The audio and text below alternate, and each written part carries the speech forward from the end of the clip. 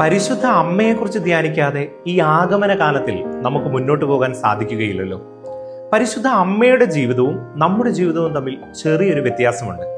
നമ്മളെ സംബന്ധിച്ചിടത്തോളം പലപ്പോഴും നമ്മുടെ ഹിതങ്ങളെ, നമ്മുടെ ഇഷ്ടങ്ങളെ ദൈവഹിതമാക്കി മാറ്റാനാണ് നാം എപ്പോഴും ശ്രമിക്കുക.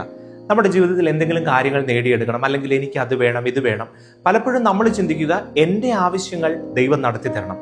എന്നാൽ അതിൽ ദൈവത്തിന്റെ ഹിതം എന്താണെന്ന് നാം പലപ്പോഴും ആലോചിക്കാറില്ല. ഈ ലോകത്തിലേക്ക് രക്ഷ കടന്നു വരാൻ കാരണമായത് പരിശുദ്ധ അമ്മ പൂർണ്ണമായും ദൈവഹിതത്തിന് കീഴ്വഴങ്ങിയതുകൊണ്ടാണ്. ഗബ്രിയേൽ മാലാഖ പരിശുദ്ധ അമ്മയുടെ മുൻപിൽ വന്ന് പറയുന്നുണ്ട്, കൃപ നിറഞ്ഞവളെ നിനക്ക് സ്വസ്തി, കർത്താവ് നിന്നോടുകൂടെ, നീ ഗർഭം ധരിച്ച് ഒരു പുത്രനെ പ്രസവിക്കാൻ പോകുന്നു.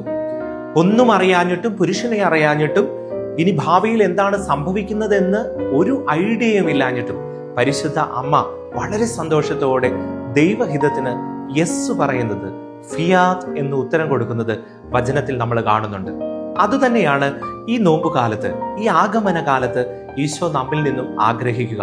നമ്മുടെ ഹിതങ്ങളെ ദൈവഹിതങ്ങളാക്കി മാറ്റാതെ ദൈവഹിതത്തിന് യെസ് പറയാനുള്ള ധൈര്യം നാം കാണിച്ചു കഴിഞ്ഞാൽ നമ്മുടെ ഓരോരുത്തരുടെയും ഹൃദയത്തിൽ ഉണ്ണി ഈശോ വന്നു പിറക്കും. ഈ ക്രിസ്മസ് കാലം അങ്ങനെ ദൈവഹിതത്തിന് യെസ് പറഞ്ഞുകൊണ്ട് അതിമനോഹരമാക്കാൻ നമുക്ക് പരിശ്രമിക്കാം.